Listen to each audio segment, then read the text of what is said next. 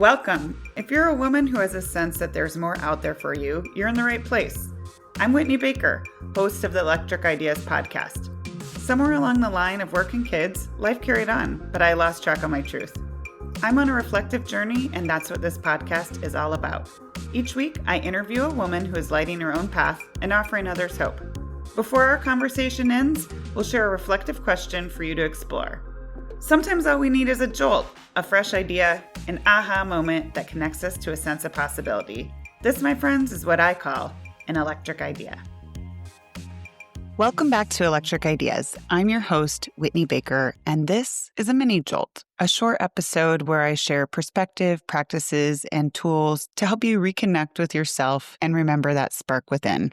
So I don't know about how the rest of you are doing, but May is Maying for me. If you are a mom and it's May, I know you know what I'm talking about. I happened to start the morning today with one of my daughters mad at me because I woke her up early for band because I missed the memo, apparently an email last night, that band was canceled.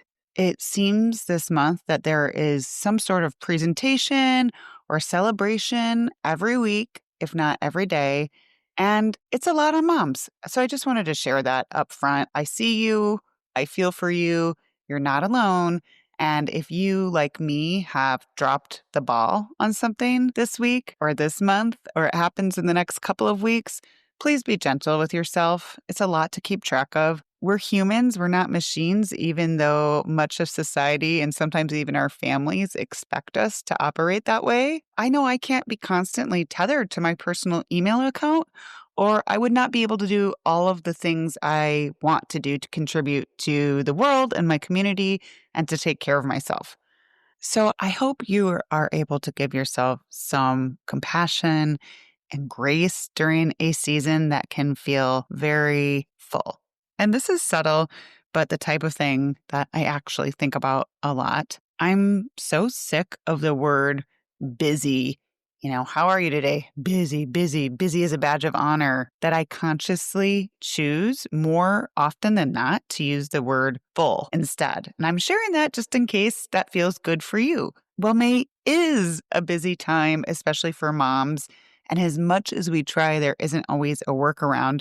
I like the energy of the word full because full can be beautiful and rich until it starts to become code for stretched too thin, completely overwhelmed, and absolutely disconnected from yourself. And that's exactly where I want to take us today with this intentionally very short mini jolt, because I see you. I know you feel like you don't have time for anything, including yourself this month. But that's usually when you need to fight for that time the most. I want to take you back to a season in my life when things looked good from the outside, but inside I was totally unraveling. There was a time in my life when I thought I had kind of found this holy grail. I was a mom and stepmom with two little girls under the age of 2. And I had, through lots of trial and error, managed to negotiate a part-time creative role at a global marketing agency.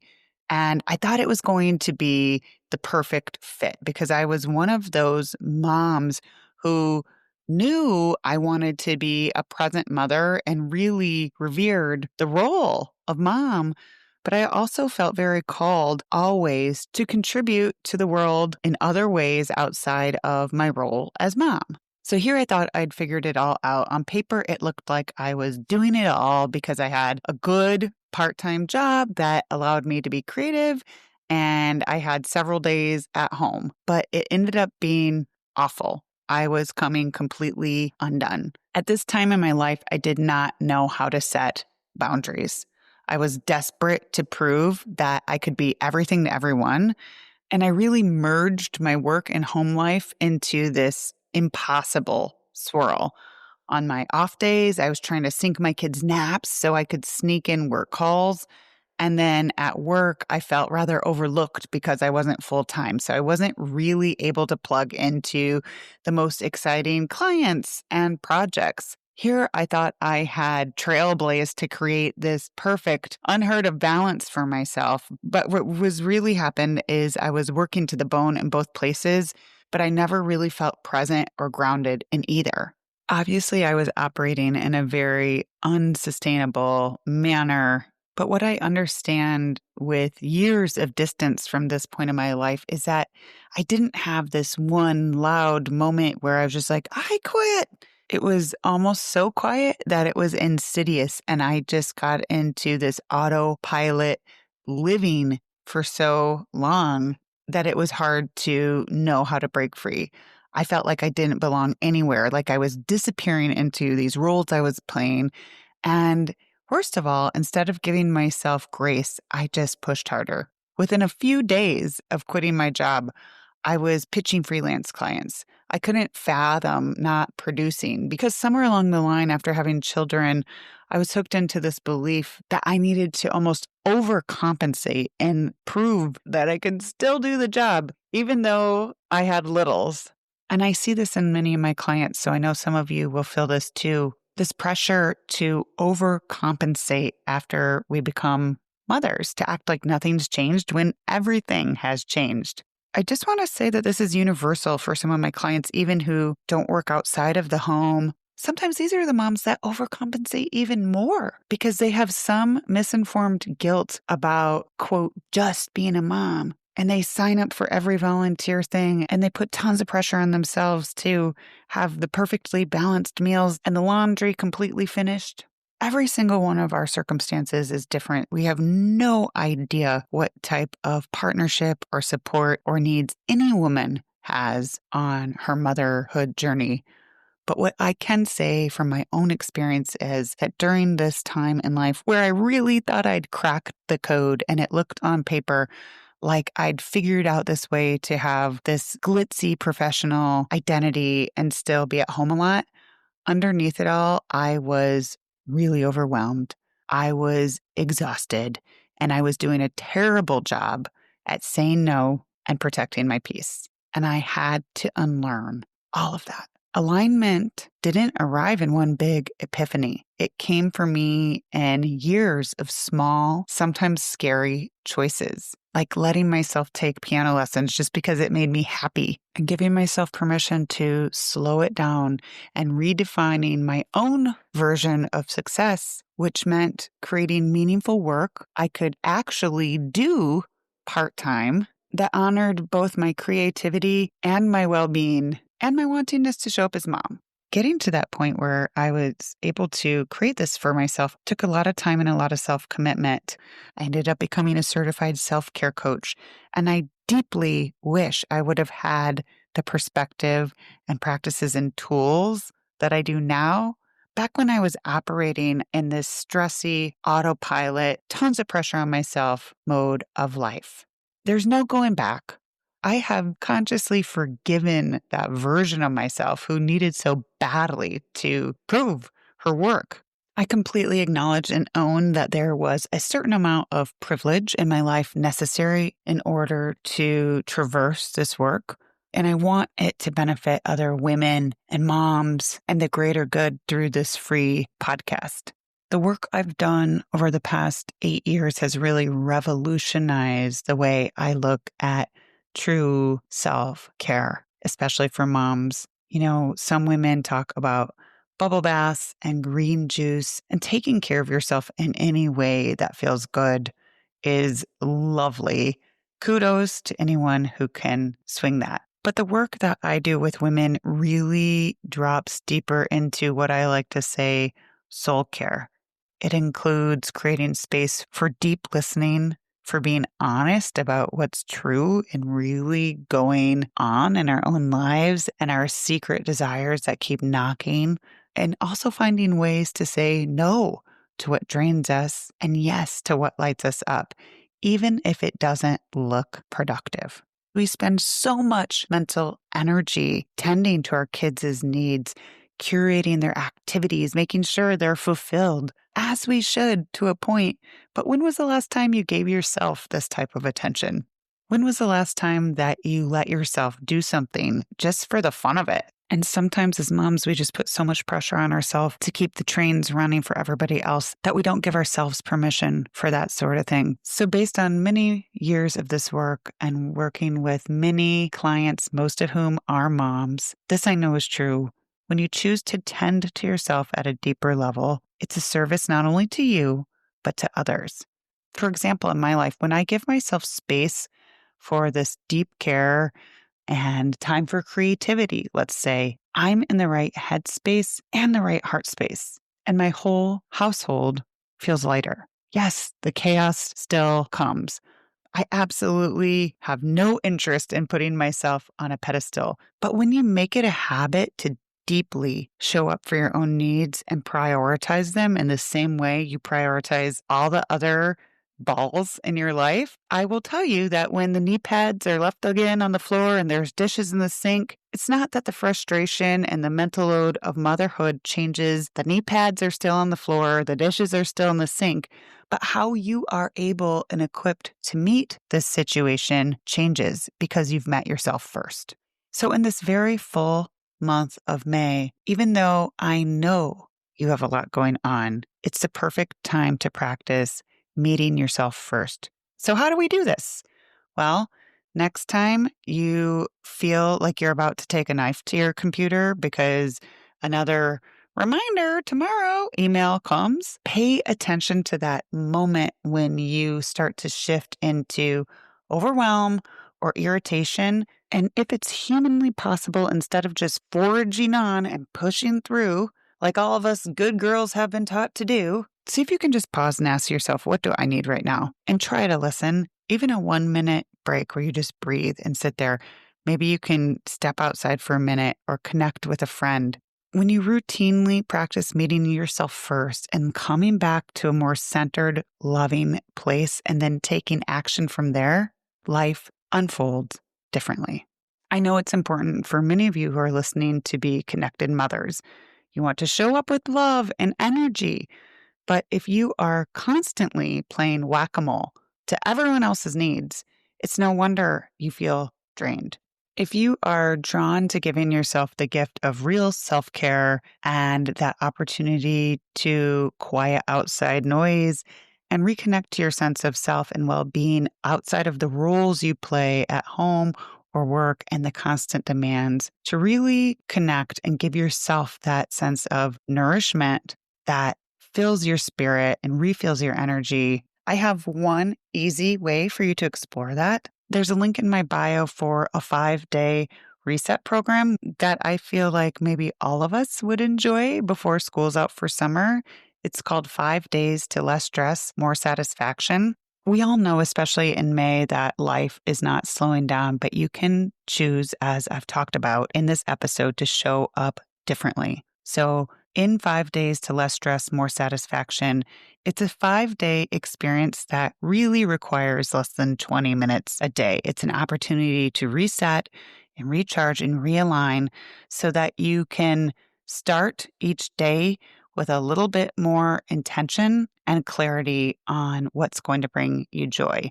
It's just $47 and you get daily guided meditations, daily journaling prompts, a daily 5-minute action steps, and a digital workbook. It's all in this really easy to access digital interface. Then you have everything and all the materials to keep. So I encourage you, if you haven't already, to check out 5 Days to Less Stress, More Satisfaction.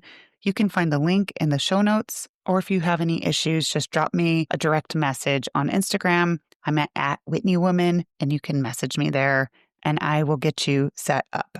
And since this episode is straight from the heart and just an opportunity for me to be honest with the hopes that it helps you too, even when you do the work of setting up your practices and your rhythms to support yourself in this deeper sense of self-care, you don't get it right every day. I don't get it right every day.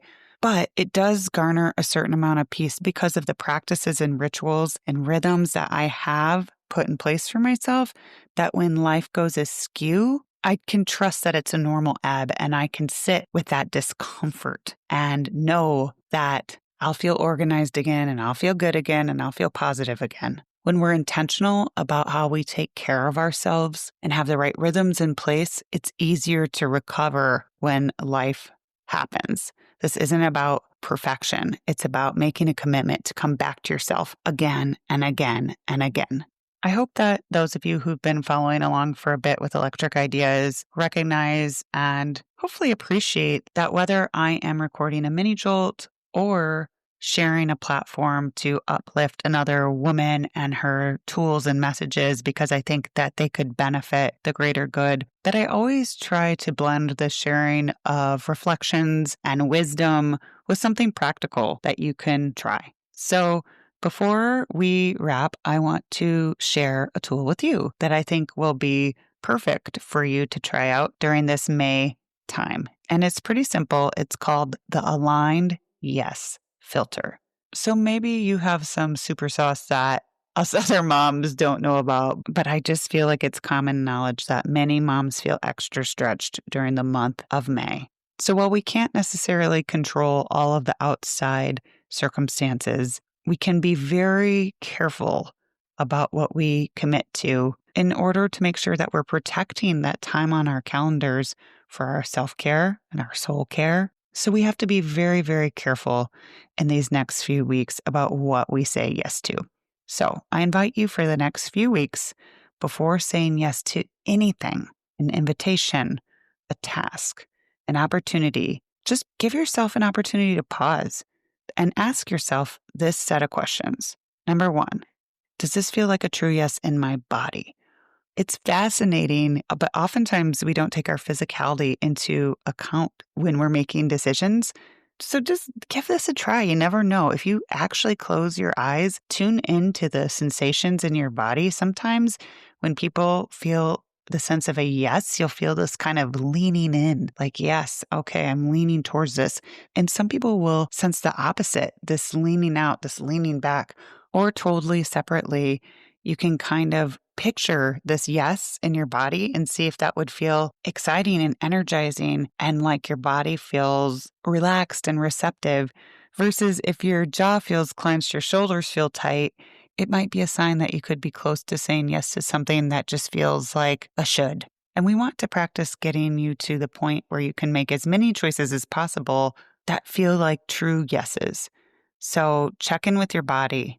The second thing you can do before saying yes to anything is to ask yourself if this choice is aligned with the kind of life you are working to create. If you need some extra guidance on this, I highly encourage you to go back and listen to episode number 146, a recent solo cast I shared called Shift Out of Autopilot and Connect with Your Future Self. I dive deep into what might seem like small, maybe inconsequential choices in our day-to-day lives can actually be claimed more consciously as stepping stones towards building a life that really feels true to us. It's a very empowering episode, so I hope you catch that if you didn't already. And then finally, this is something that I talk about a lot, but before saying yes to something, think about it this way. If I say yes to this, what am I saying no to? And am I okay with that?